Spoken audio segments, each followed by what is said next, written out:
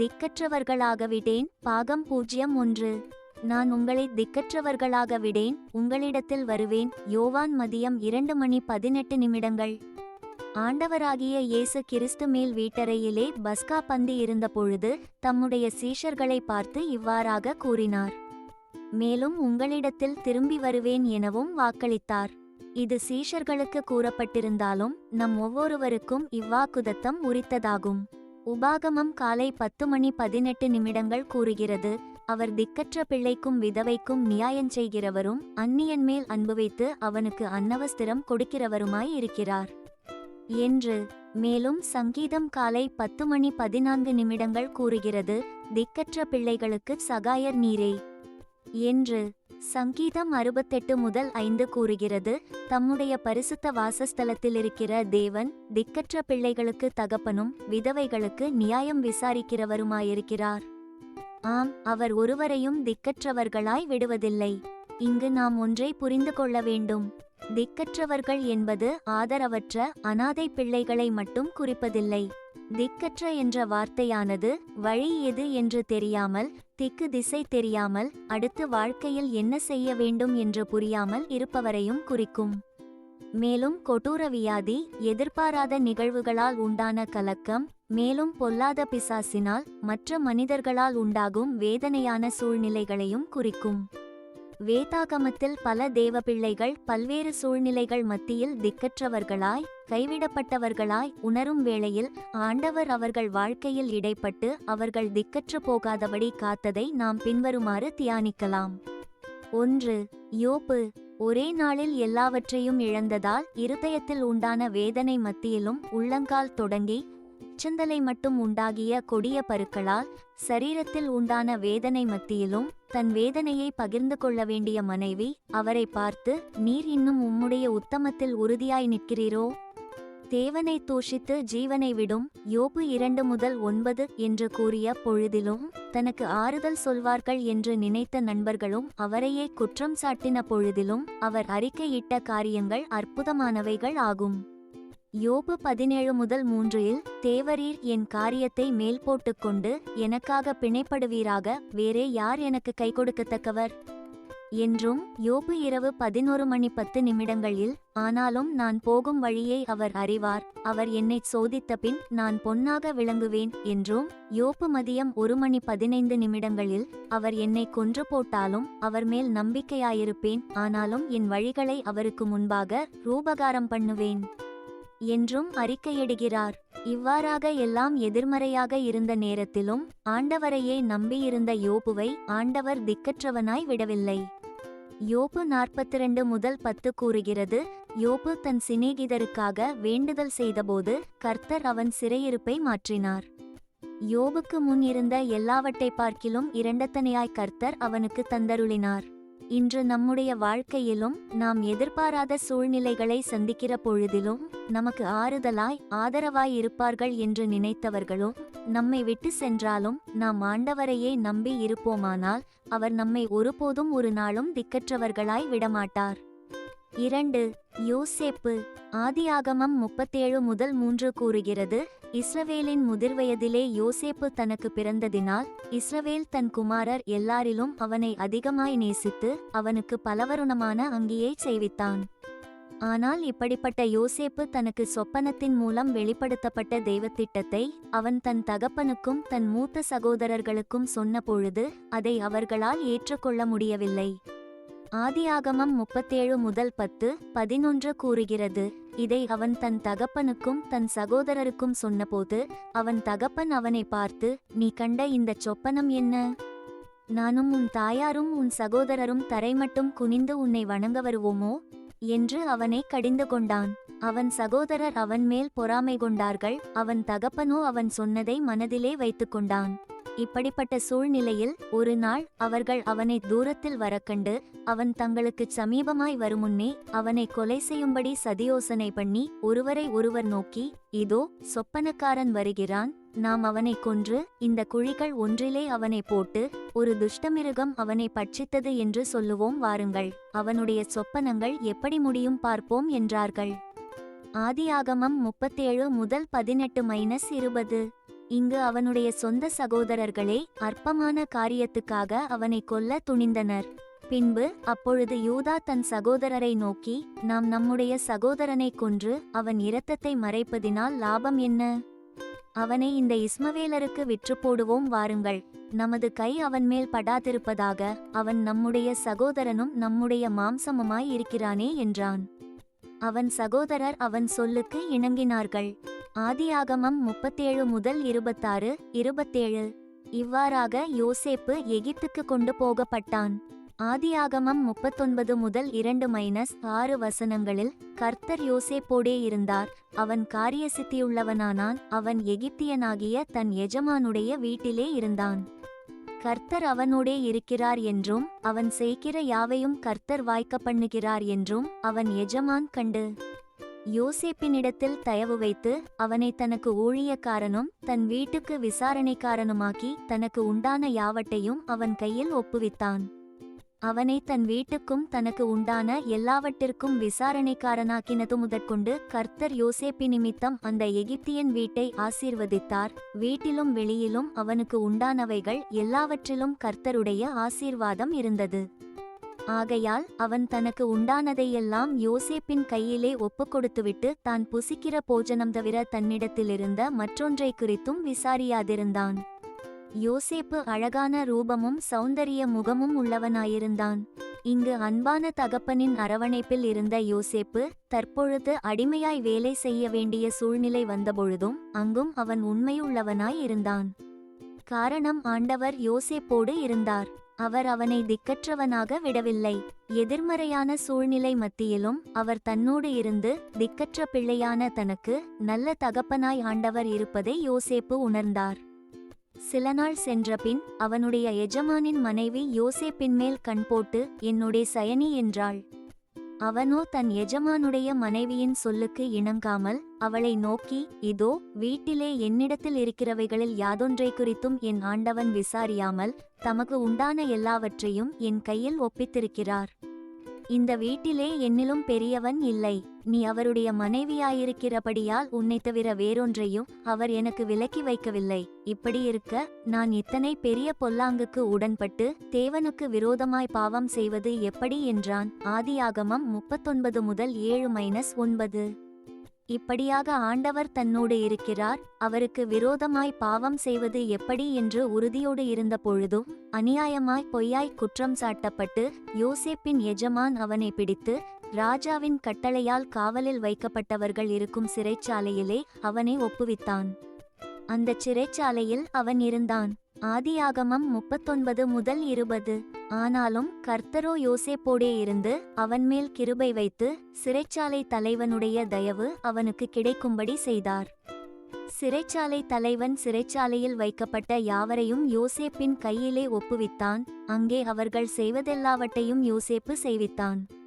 கர்த்தர் அவனோடே இருந்தபடியினாலும் அவன் எதைச் செய்தானோ அதை கர்த்தர் வாய்க்க பண்ணினபடியினாலும் அவன் வசமாயிருந்த யாதொன்றையும் குறித்து சிறைச்சாலை தலைவன் விசாரிக்கவில்லை. ஆதியாகமம் 39 முதல் 21-23. இவ்வாறாக சிறைச்சாலையில் இருக்கையில் காலமே யோசேப்பு அவர்களிடத்தில் போய் அவர்களை பார்க்கும்போது அவர்கள் கலங்கியிருந்தார்கள். அப்பொழுது அவன் தன் எஜமானுடைய வீட்டில் தன்னோடே காவல் பண்ணப்பட்டிருந்த பார்வோனுடைய பிரதானிகளை நோக்கி, உங்கள் முகங்கள் இன்று துக்கமாயிருக்கிறது என்ன என்று கேட்டான். அதற்கு அவர்கள், சொப்பனம் கண்டோம், அதற்கு அர்த்தம் சொல்லுகிறவன் ஒருவனும் இல்லை என்றார்கள். அதற்கு யோசேப்பு, சொப்பனத்துக்கு அர்த்தம் சொல்லுதல் தேவனுக்குரியதல்லவா? அவைகளை என்னிடத்தில் சொல்லுங்கள் என்றான். ஆதியாகமம் 40 முதல் 6-8. இங்கு சொப்பனத்திற்குரிய அர்த்தத்தை கூறி இதுதான் அதின் அர்த்தம் என்று சொன்னதும் அன்றி, நீ வாழ்வடைந்திருக்கும் போது என்னை நினைத்து என்மேல் தயவு வைத்து என் காரியத்தை பார்வோனுக்கு அறிவித்து இந்த இடத்திலிருந்து என்னை விடுதலையாக்க வேண்டும். நான் எபிரெயருடைய தேசத்திலிருந்து களவாய் கொண்டுவரப்பட்டேன். என்னை இந்த காவல் கிடங்கில் வைக்கும்படிக்கும் நான் இவ்விடத்தில் ஒன்றும் செய்யவில்லை என்றும் சொன்னான். ஆதியாகமம் 40 முதல் 14-15. இவ்வாறாக பானபாத்திரக்காரனிடம் தன் சூழ்நிலையை கூறின பொழுதிலும் பானபாத்திரக்காரரின் தலைவனை பானங்கொடுக்கிற தன் உத்தியோகத்திலே மறுபடியும் வைத்தான். அந்தபடியே அவன் பார்வோனுடைய கையிலே பாத்திரத்தை கொடுத்தான். ஆதியாகமம் 40-21.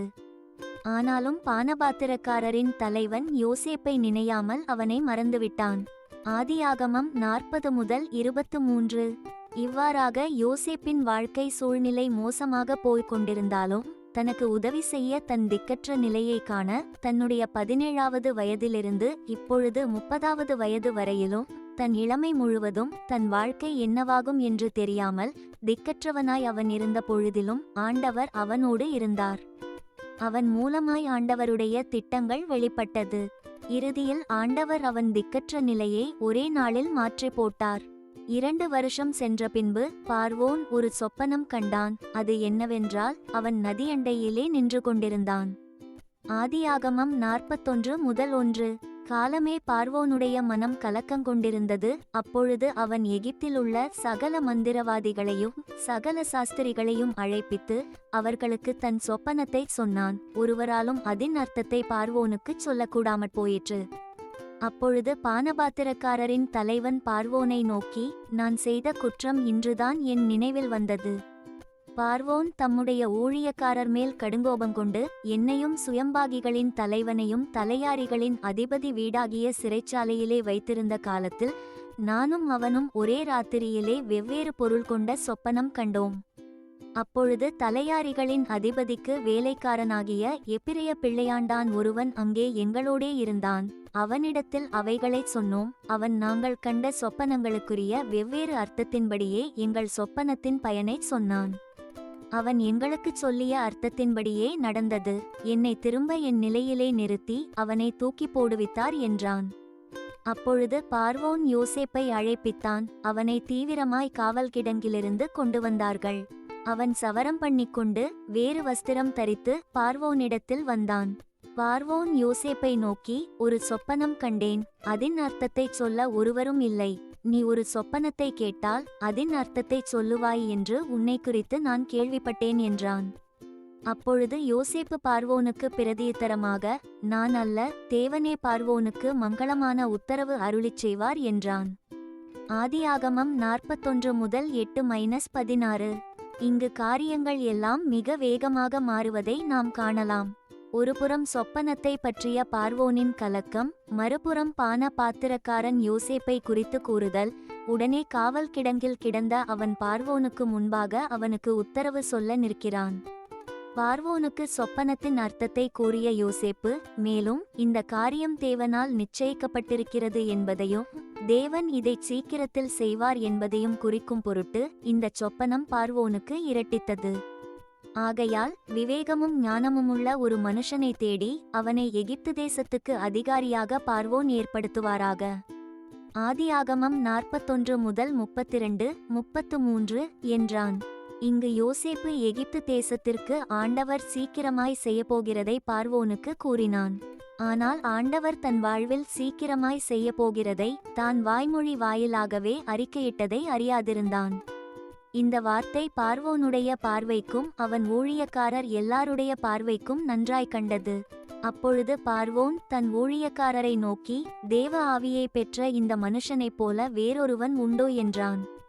பின்பு பார்வோன் யோசேப்பை நோக்கி, தேவன் இவையெல்லாவற்றையும் உனக்கு வெளிப்படுத்தியிருக்கிறபடியால் உன்னை போல விவேகமும் ஞானமுமுள்ளவன் வேறொருவனும் இல்லை. நீ என் அரமனைக்கு அதிகாரியாயிருப்பாய். உன் வாக்கின்படியே என் ஜனங்கள் எல்லாரும் அடங்கி நடக்க கடவர்கள். சிங்காசனத்தில் மாத்திரம் உன்னிலும் நான் பெரியவனாய் இருப்பேன் என்றான். பின்னும் பார்வோன் யோசேப்பை நோக்கி, பார், எகிப்து தேசம் முழுமைக்கும் உன்னை அதிகாரியாக்கினேன் என்று சொல்லி பார்வோன் தன் கையில் போட்டிருந்த தன் முத்திரை மோதிரத்தை கழற்றி அதை யோசேப்பின் கையிலே போட்டு மெல்லிய வஸ்திரங்களை அவனுக்கு உடுத்தி பொன் சரப்பணியை அவன் கழுத்திலே தரித்து தன்னுடைய 2ஆம் இரதத்தின் மேல் அவனை ஏற்றி தெண்டனிட்டு பணியுங்கள் என்று அவனுக்கு முன்பாக கூறுவித்து எகிப்து தேசம் முழுமைக்கும் அவனை அதிகாரியாக்கினான். பின்னும் பார்வோன் யோசேப்பை நோக்கி, நான் பார்வோன், ஆனாலும் எகிப்து தேசத்தில் உள்ளவர்களில் ஒருவனும் உன் உத்தரவில்லாமல் தன் கையையாவது தன் காலையாவது அசைக்கக்கூடாது என்றான். ஆதியாகமம் 41-37-44. தனக்கு தேவன் வெளிப்படுத்தின சொப்பனத்தின் அர்த்தத்தை பிறருக்கு கூறி அவர்களை பிரமிக்க பண்ணிய யோசேப்பிற்கு ஆண்டவர் தன் வாழ்வில் தனக்கு கொடுத்த சொப்பனத்தை நிறைவேற்ற தன் வாழ்க்கையின் கொடிய சூழ்நிலையை, திக்கற்ற நிலைமையை சில மணித்துளிகளில் மாற்றினதைக் கண்டபொழுது யோசேப்பு நிச்சயமாக பிரமித்து போயிருப்பான்.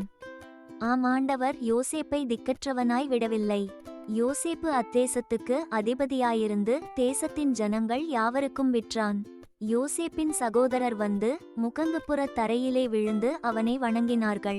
யோசேப்பு அவர்களை பார்த்து தன் சகோதரர் என்று அறிந்து கொண்டான். அறிந்தும் அறியாதவன் போல கடினமாய் அவர்களோடே பேசி, நீங்கள் எங்கேயிருந்து வந்தீர்கள் என்று கேட்டான். அதற்கு அவர்கள், கானான் தேசத்திலிருந்து தானியம் கொள்ள வந்தோம் என்றார்கள். யோசேப்பு அவர்களை தன் சகோதரர் என்று அறிந்தும் அவர்கள் அவனை அறியவில்லை. யோசேப்பு அவர்களை குறித்து தான் கண்ட சொப்பனங்களை நினைத்து அவர்களை நோக்கி, நீங்கள் வேவுகாரர், தேசம் எங்கே திறந்து கிடக்கிறது என்று பார்க்க வந்தீர்கள் என்றான். ஆதியாகமம் 42 முதல் 6-9. இங்கு இறுதியில் ஆண்டவர் யோசேப்பை குறித்த சொப்பனத்தை நிறைவேற செய்தார். அவன் இந்த சொப்பனத்தை கூறியதால்தான் அவனுக்கு இத்தனை துன்பங்களும் உண்டாகின. ஆனால் ஆண்டவரோ அவனை கொண்டு என்ன திட்டம் வைத்திருந்தாரோ அதை நிறைவேற்றி முடிக்க அவனோடு இருந்தார். மற்ற எல்லாரும் அவனை கைவிட்ட பொழுதும் ஆண்டவர் அவனுக்கு திக்கற்றவனாய் விடவில்லை. இதை யோசேப்பு உணர்ந்து கொண்டான். இதனால் தான் அப்பொழுது யோசேப்பு தன் சகோதரரை நோக்கி, என் கிட்ட வாருங்கள் என்றான். அவர்கள் கிட்டப்போனார்கள். அப்பொழுது அவன், நீங்கள் எகிப்துக்கு போகிறவர்களிடத்தில் விற்று போட்ட உங்கள் சகோதரனாகிய யோசேப்பு நான்தான். என்னை இவ்விடத்தில் வரும்படி விற்று போட்டதினால் நீங்கள் சஞ்சலப்பட வேண்டாம், அது உங்களுக்கு விசனமாயிருக்கவும் வேண்டாம். ஜீவரட்சணை செய்யும்படிக்கு தேவன் என்னை உங்களுக்கு முன்னே அனுப்பினார். ஆதியாகமம் 45 முதல் 4-5 என்றான். உண்மையில் தேவன் தன்னை ஒருபோதும் திக்கற்றவனாக விடவில்லை, அவருடைய திட்டத்தையே தன்னில் நிறைவேற்றினார் என்பதையும் உணர்ந்து கொண்டான். அதனால் தான் பல வருடங்களுக்கு பின்பும் யாக்கோபு மரித்த பிறகும் தங்கள் தகப்பன் மரணமடைந்ததை யோசேப்பின் சகோதரர் கண்டு, ஒருவேளை யோசேப்பு நம்மை பகைத்து நாம் அவனுக்கு செய்த எல்லா பொல்லாங்குக்காகவும் நமக்கு சரிக்குச் சரிகட்டுவான் என்று சொல்லி யோசேப்பினிடத்தில் ஆள் அனுப்பி, உம்முடைய சகோதரர் உமக்கு பொல்லாங்கு செய்திருந்தாலும் அவர்கள் செய்த துரோகத்தையும் பாதகத்தையும் நீர் தயவு செய்து மன்னிக்க வேண்டும் என்று உம்முடைய தகப்பனார் மரணமடையும் முன்னே உமக்குச் சொல்லும்படி கட்டளையிட்டார். ஆகையால் உம்முடைய தகப்பனாருடைய தேவனுக்கு ஊழியக்காரராகிய நாங்கள் செய்த துரோகத்தை மன்னிக்க வேண்டும் என்று அவனுக்குச் சொல்லச் சொன்னார்கள். அவர்கள் அதை யோசேப்புக்குச் சொன்னபோது அவன் அழுதான். பின்பு அவனுடைய சகோதரரும் போய் அவனுக்கு முன்பாக தாழ விழுந்து, இதோ நாங்கள் உமக்கு அடிமைகள் என்றார்கள். யோசேப்பு அவர்களை நோக்கி, பயப்படாதிருங்கள், நான் தேவனா? நீங்கள் எனக்கு தீமை செய்ய நினைத்தீர்கள். தேவனோ இப்பொழுது நடந்து வருகிறபடியே வெகு ஜனங்களை உயிரோடே காக்கும்படிக்கு அதை நன்மையாக முடிய பண்ணினார். ஆதலால் பயப்படாதிருங்கள், நான் உங்களையும் உங்கள் குழந்தைகளையும் பராமரிப்பேன் என்று அவர்களுக்கு ஆறுதல் சொல்லி அவர்களோடே பட்சமாய் பேசினான். ஆதியாகமம் 50 முதல் 15-21. இங்கு நாம் காணும் பொழுது தேவனுடன் ஐக்கியம் இல்லாத யோசேப்பின் சகோதரர் தங்களுடைய சூழ்நிலை நன்றாக இருந்தாலும் தாங்கள் செய்த பாவத்திற்காக, துரோகத்திற்காக தண்டிக்கப்படுவோமோ என்ற பயத்துடனே வாழ்ந்தனர். ஆனால் யோசேப்பிற்கோ தன்னை ஆண்டவர் எச்சூழ்நிலையிலும் கைவிடவில்லை, தன்னை திக்கற்றவனாய் விடவில்லை என்று அறிந்திருந்தபடியால் தெய்வத்திட்டத்தை அவர் சரியாக உணர்ந்து கொண்டார். மேலும் யோசேப்பு தன் சகோதரரை நோக்கி, நான் மரணமடையப் போகிறேன், ஆனாலும் தேவன் உங்களை நிச்சயமாய் சந்தித்து நீங்கள் இந்த தேசத்தை விட்டு தாம் ஆபிரகாமுக்கும் ஈசாக்குக்கும் யாக்கோபுக்கும் ஆணையிட்டு கொடுத்திருக்கிற தேசத்துக்கு போக பண்ணுவார் என்று சொன்னதுமன்றி, தேவன் உங்களை சந்திக்கும் போது என் எலும்புகளை இவ்விடத்திலிருந்து கொண்டு போவீர்களாக என்றும் சொல்லி யோசேப்பு இஸ்ரவேல் புத்திரரிடத்தில் ஆணையிடுவித்துக் கொண்டான். யோசேப்பு 110 வயதுள்ளவனாய் மரித்தான். அவனுக்கு சுகந்த வர்க்கமிட்டு எகிப்து தேசத்தில் அவனை ஒரு பெட்டியிலே வைத்து வைத்தார்கள். ஆதியாகமம் 50 முதல் 24-26.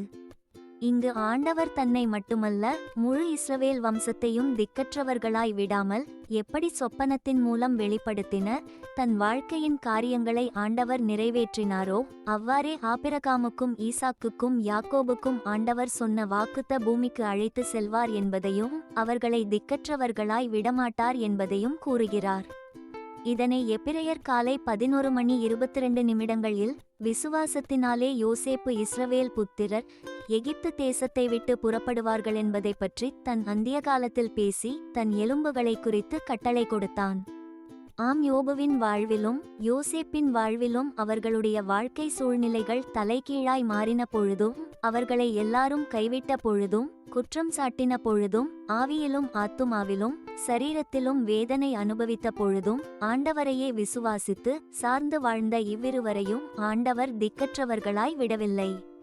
இன்று நம்மையும் ஆண்டவர் இவ்வாறாக காக்க வல்லவராய் இருக்கிறார். எனவே நாம் வாழ்கிற இக்காலம் கொடியதாய் இருந்தாலும் தேவ பயம், பரிசுத்த வாழ்வு போன்றவற்றை பற்றி ஒருவரும் கவலைப்படாமல் இஷ்டப்படி வாழ்ந்தாலும் சமாதானம் சமாதானம் என்று கூறி கொடிய சண்டைகளை தேசங்கள் உருவாக்கினாலும் ஆண்டவரை மாத்திரம் சார்ந்து வாழ்வோரை ஆண்டவர் ஒருபோதும் திக்கற்றவர்களாக விடமாட்டார். தொடர்ந்து தியானிப்போம். ஆமென். அல்லேலூயா.